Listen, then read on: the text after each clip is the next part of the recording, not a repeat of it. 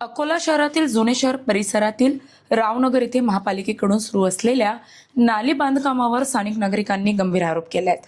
निकृष्ट दर्जाचे काम सुरू असून पाण्यातच बांधकाम करण्यात येत असल्याचा दावा नागरिकांनी केलाय।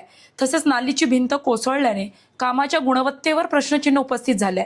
मास कॉन्क्रीट न टाकताच बांधकाम केल्याचा आरोपही नागरिकांनी केला। पावसाळा अवघ्या काही दिवसांवर येऊन ठेपला असताना नालीचे काम निकृष्ट झाल्यास परिसरातील पाणी घरांमध्ये शिरून मोठे नुकसान होण्याची भीती व्यक्त केली जात आहे। त्यामुळे महापालिका प्रशासनाने तातडीने दखल देऊन दर्जेदार काम करावे अशी मागणी नागरिकांनी केली आहे। मी मनोज शिरसाट, प्रभाग क्रमांक 8 मध्ये नाल्याचं काम चालू आहे। रावनगर येथे रावनगरच्या मागं नाल्याचं काम चालू आहे। त्या नाल्याचं काम एकदम निकृष्ट दर्जाचं काम चालू आहे।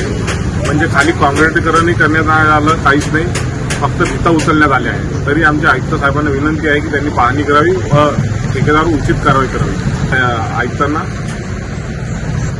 नाल्यामध्ये तुडुंब पाणी भरलेलं आहे, मच्छरांचा डासांचा तिथं वावर होत आहे व तिथल्या नागरिकांना आरोग्याची खेळ होत आहे। तरी आयुक्तांना आमची विनंती राहील की तुम्ही लवकरात लवकर उचित कारवाई करावी, अन्यथा आम्ही आंदोलन करू।